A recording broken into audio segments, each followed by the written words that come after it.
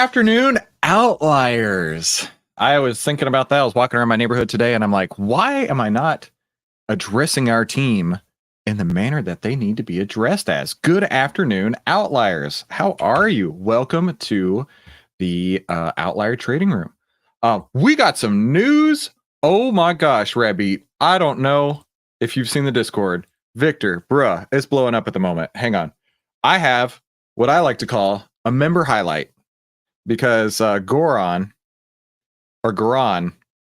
is the savior of the day.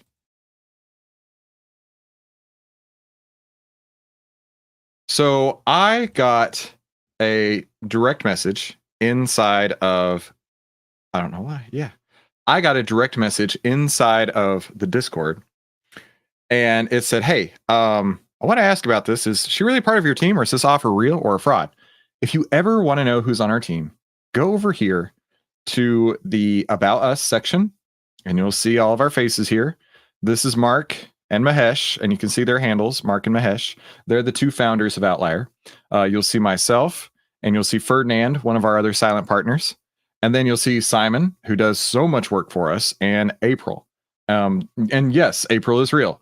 We also have another member of our team, Rudy. Rudy handles all the editing. She doesn't do any customer facing. So that's why she's not included on here, but that is our team. So yeah, April is real. However, this scam ass person was, I wonder if I can zoom in with that.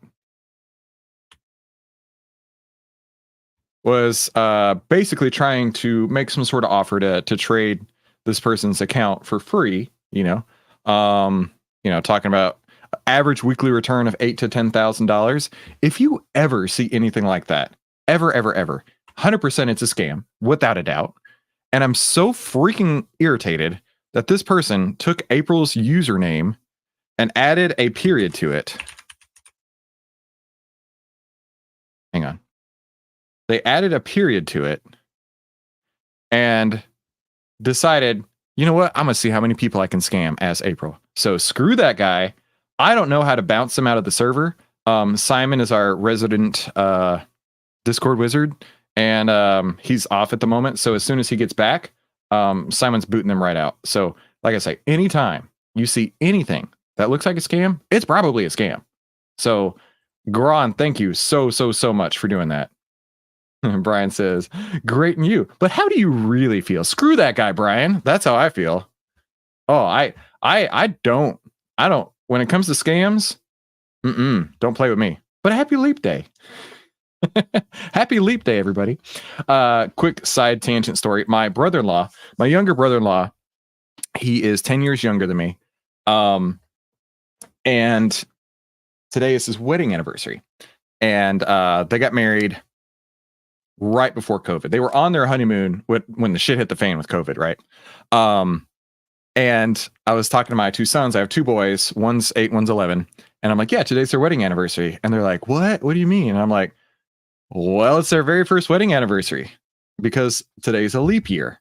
And so it was so funny to watch their minds get boggled by, wait, what? Somebody actually got married on leap day? That's so cool. So yeah, Discord is full of scammers. Well, we want to keep them out of there, Rabbi. So anytime you see a scammer, kick them the hell out. That's what I say. All right. We're going to jump right into doing our market analysis. We're going to put on a mock trade. I'm going to continue doing that every day because I don't have any trades to put on. So we're still going to practice, right? We're going to run drills every day until we get it, right? What a great way to test a new marriage.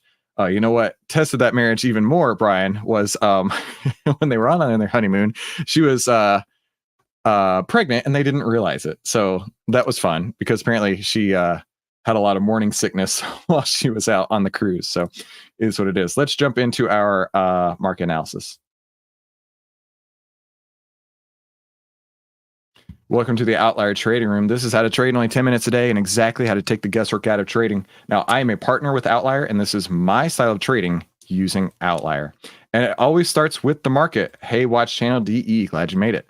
I want to see the 10. So somebody was asking about this in the Discord.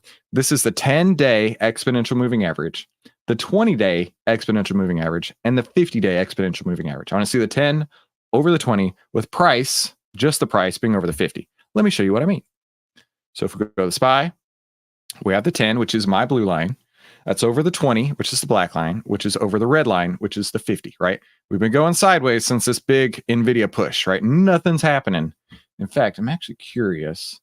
I like to use this S&P 500 map to get an idea of what's going on out there. 1 week performance. I don't know why that's zoomed out like that. That's weird. Weird. They changed the site a little bit. Okay.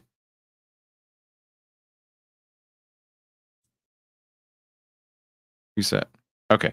That's how it's supposed to look. Yeah, over the last week, nothing's really happening. The only thing that moved was NVIDIA making a huge jump, right? But since then, nothing's really going on. And that's why the market is trending sideways at the moment. It looks like my internet is not as great as it was. So I apologize on that. That's a little bit beyond my control. I'm going to do my best, though. Okay, it looks like it's better now. Nathan, good afternoon. All right, so this is pushing higher. Don't bet against this trend. I don't care. Don't bet against it. If the trend is up, by God, go with it or get out of the way. Don't step on those train tracks and let it run you right over.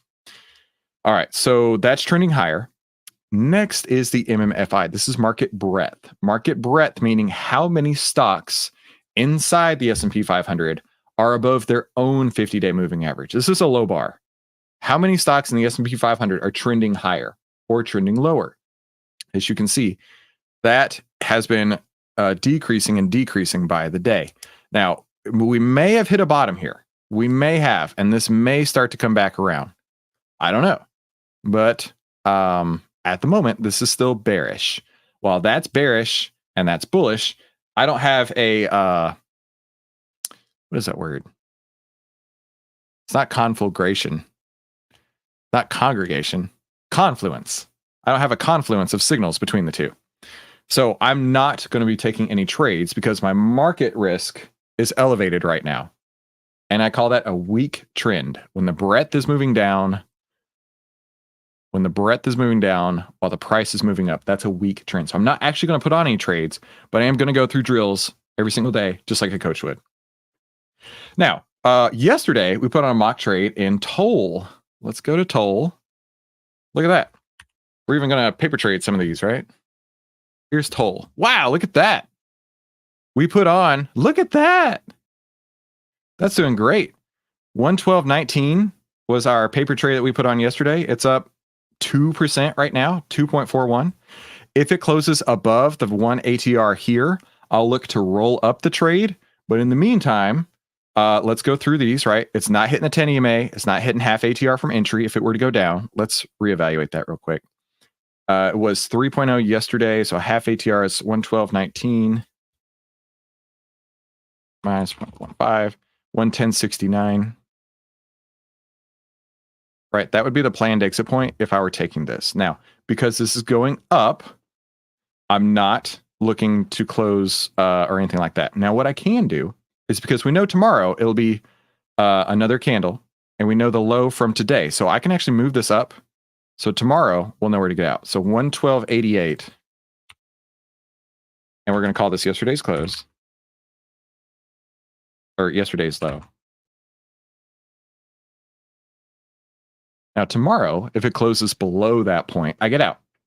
If it closes above this point, we roll up options. Do you see here? We got a plan. Because we have a plan, we know what to do. Right? We're not stressing. We're not freaking out. We're going to let this work. And then when it stops working, we get out. Easy enough. Let's take a look on Outlier real quick for Toll.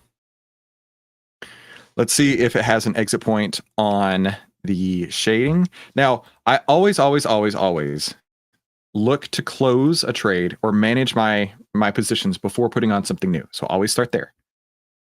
Okay, so this has gone one shade darker already. In fact, let me do this. I'm going to zoom in on the 3-month tab. I'm going to hit this eyedropper plugin. 88D4B0 is where I normally get out. And that's actually today. Today would be the exit point on that. So I would exit right now. And I would take a 2 point. No, that's not it. I would take a $2.53 winner on that. Let's go to Toll. I don't remember the price of it yesterday, but whatever it is, it should be about $2.50 higher than that right now. I don't even remember which strike it was. I'd have to go watch the video. I think it was the 107. Correct me if I'm wrong, but I think it was the 107. And I feel like it was around 650. So I'd be very content with pulling off a $2 winner just like that overnight. That's what I would do. Pretty sweet, right? Having a plan makes this so much freaking easier.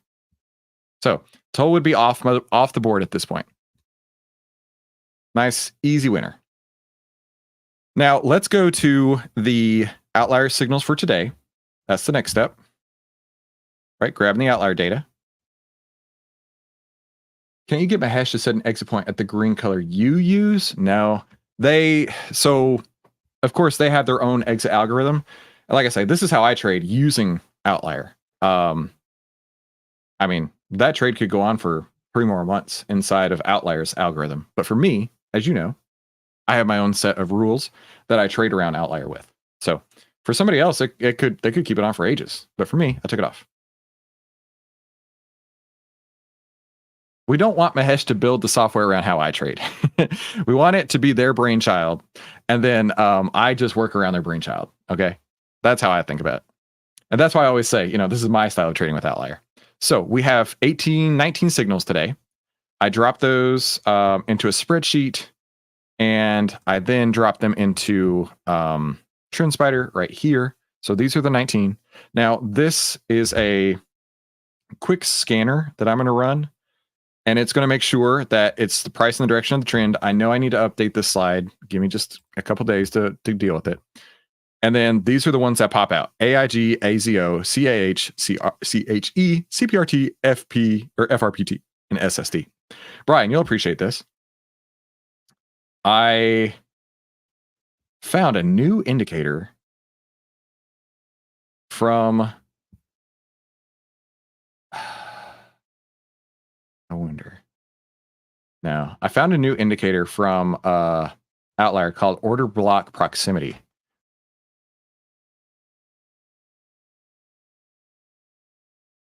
And I say, Brian, you'll appreciate that because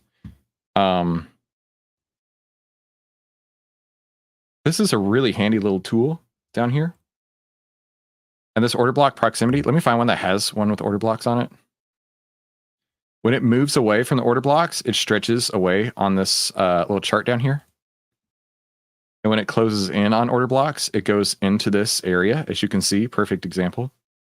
So now when I run that scanner, Brian, I don't have to worry about, hey, is there an order block in our way? Because I set the parameters so that if it's within 2% of an order block, don't even show it to me. And I was like, that's pretty cool. I like that. That's handy. So order blocks, for those who don't know, are a institution's orders that are sitting there waiting to be filled. And let me see if I can find a good, this is AutoZone. Let me see if I can find a good example of one that has bounced in and out of order blocks. This is a decent example. An order block was created right here, a big institutional order that wasn't filled. The very first time it came into here, right there, you see that big wick? See the big wick right there? It wicked down and then bounced back up. The second time, it wicked down and bounced back up. Anytime you see order blocks, which is just something really easy that you can get on TrendSpider. In fact, I did want to start doing this.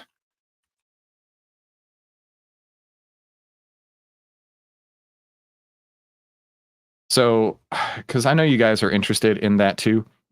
I'm not trying to sell TrendSpider, but I just want you to know that it's available. 35% discount code on TrendSpider if you use the code 10minute. So it's available. You don't have to get it, but I really like to show the charting that you can do. So that's why I like to show it here. All right, so that's a perfect example of how strong order blocks can be. And you can pick any stock and look at that. First time it came back in this area, boom, goodbye. You could think about it like support and resistance, right? First time it came back to this area, up. Second time it came back to this area, up.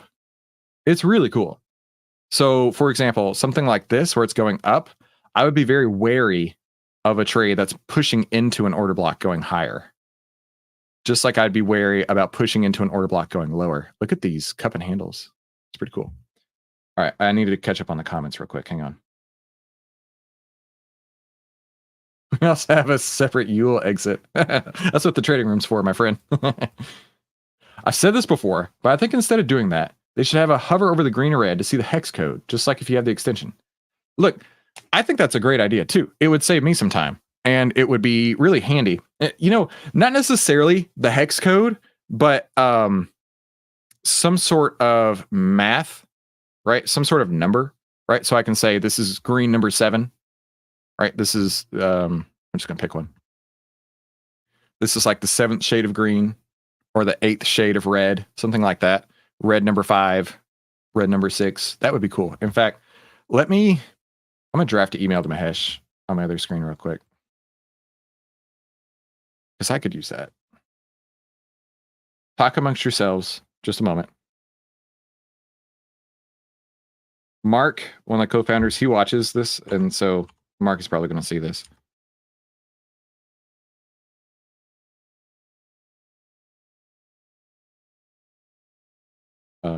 On the behavioral heat map, that's what that's called, the behavioral heat map, and we show some kind of shading percentage or level. So I generally use code 88D4B0, 88D4B0 as an exit point. But I'm sure there's some level that we can show on the platform that says something like green number 7 or something like that. It would help me out and also customers to be able to associate the behavioral heat map charts to a numerical level. Thanks, guys. Okay. Done. Sorry about that. I know it's great content when you watch me write an email and you can't see anything. I know that. Okay, I got to catch up on these. These are great. Thank you guys for participating. This makes everything better. Adding a separate ULE exit point would, I think, end up adding more clutter. I agree. But however, the hex code could be used widely for anyone. Yeah. And so that's what I was thinking, like green number 7, red number 4, whatever. I like that. I've seen it, but did not research. Nice. Okay. That indicator. Do we need to update our scanners? Brian, I think I can share this over. Hang on. Market scanner. Yeah, you need to update it, but I think I can share it. Yeah, I can.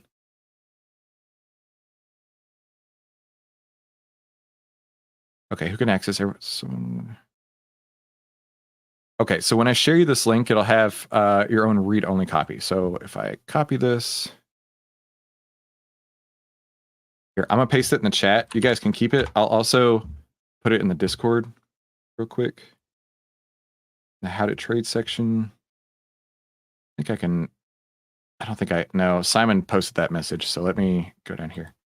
Updated scanner links. Bullish. Bearish. As you guys can tell, I love this. This is my thing. This is my jam. I can do this all day, every day. And B, I want to make sure it's easy for you. Just a second. Now, of course, if you run these scanners, you're going to have TrendSpider. I'm not trying to sell it to you. You don't have to have it, but it should give you like the description when you to show you what all the criterias are. But if you do have TrendSpider, if you sign up for it, it's one click import in your account. It's easy. Oh, cool. It even shows you the symbols right now. That's cool. Oh, that's the wrong one. Outlier short scanner. Hang on. Remove. Sorry, I see one thing I need to update. This top stock list needs to change to outlier list there. Save. Always yes. All right, now I can share. Copy.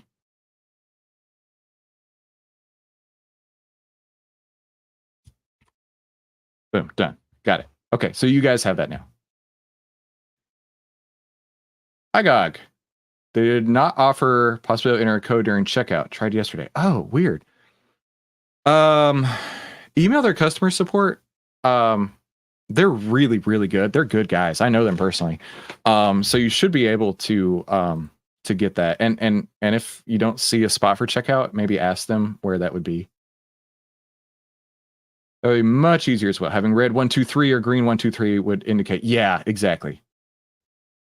A much better implementation. I don't know, man. It was your idea. It was your idea. Oh, Mark is here. I told you guys. Save your time emailing my hesh. Literally sent him the same message yesterday. Mark is here. Hey, Mark. All right, red 666. Yes, exactly. Mark, thanks for jumping in, bud. Dang, I wish I could have typed that last one a little faster. Ghosting email writing makes my day. Yeah, exactly. I'm sorry. There's that chart. Okay, cool. Back to business, guys. Quit getting me distracted. I love this. This is awesome. Okay. Next step, price and direction of the trend. We updated the scanners. You got the scanners. Now we do the back testing. What's cool is in TrendSpider, this is a new thing. And so, like I say, I don't want you to sit here while I type all this in. So I did the homework already. So this is the net return, the net performance using my back tests. And these are all positive, which is awesome. Now we need to confirm these are positive inside of Outlier. Confirm they're positive inside of Outlier, and then we can start building a trade. So TrendSpider backtest, I'll pass. Now we're going to look at the Outlier backtest, and this is only for those that have positive expectancy for both. We'll move forward. So we're going to start with the highest. I'm going to make this change real quick. Highest backtest. And work down. Okay. First, we found this yesterday. They do have a bug here. You can't sort correctly. I think it sorts on the first digit, but not like the whole number. CPRT.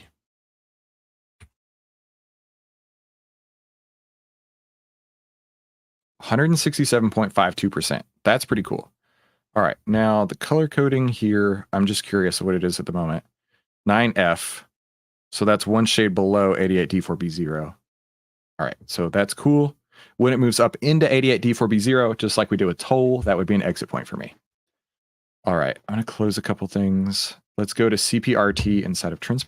I think I've traded this.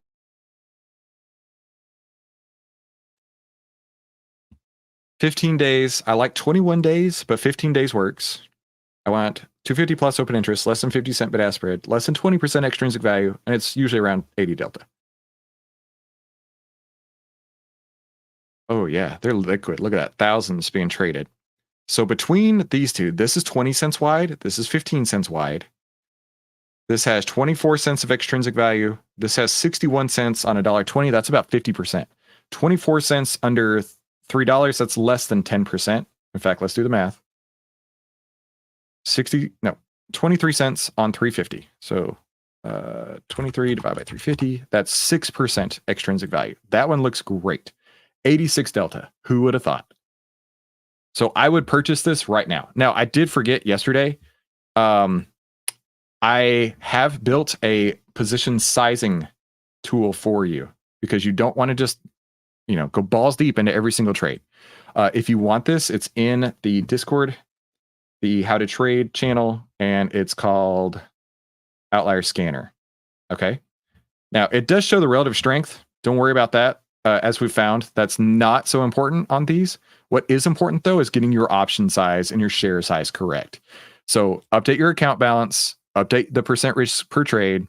And if you don't have to update this, but like it will make a difference on the size, right? So like at 10 versus 1, right? Let's say you did 200,000 instead of 20,000 or 2 million, 78 options and percent risk. Like just be sure to update all of these points so that when you put on a trade, you know what's a good size, right? I mean, if you had a $200,000 account and you want to risk 5% per trade, you're only putting on 7 contracts, people. You're only putting on 7 contracts. Well, let's put on CPRT. That was DE. It's only 7 contracts. Don't turn into a gunslinger and throw around 58 contracts when you don't need to, right? Well, in this case, 55 would be 5% risk. So there you go. That is really key, really important. And I make it so simple for you. Just a couple clicks, boom, boom, boom, done. There's my option size. That's what I would do. All right. So drop it in, rock and roll. We'll go to the next one here. Well, I'll tell you what, I don't want to take any more time. It's already been 25 minutes. What I will do is I'll put it on like a paper trade. So CPRT, let's say we're getting in at 53.18.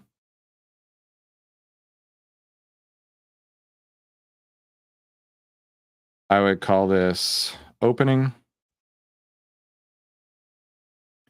I would find the half ATR below the opening. An ATR value is the average true range over a set number of periods. So the average true range is $1, 103. So I would go 50 cents below this. So 53.18 minus 0.50, 52.68. Change it to orange. This is a half ATR and exit point.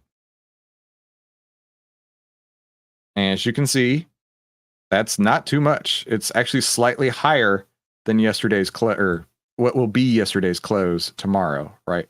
Or yesterday's low. Let me rephrase that. It's way above the 10 EMA. So if it came to that point, I get out. I get out, period, no matter what. Now, if it goes up one ATR is $1. So let's add $1, 53.18, 54.18, plus one ATR. I would roll up at that point. 55.18 plus 2 ATR. I would roll up again at that point and continue as it goes up. So that would be the trade I put on. We can paper trade that. In fact, let me add that to my master list, my main list there, and we'll follow that one until I get an exit point on it. I hope this was useful for everybody. I really, really appreciate this. And of course, we got to do the drills, right? Doing the drills. Like if you're in the military, right, you're doing drills all day, every day in preparation for the day when you need to know how to do something. You can do it with your eyes closed. Brian says, if not, wait until the next US holiday and the discount may be greater. Yes, that's a total true fact. But the 10% will match any discount that's higher, right? If you see anything that's higher than that, it will totally match it. So that's going to wrap everything for today's Outlier Trading Room. Thank you all so much for coming. I hope this is useful, and I hope to see you next time. Talk soon.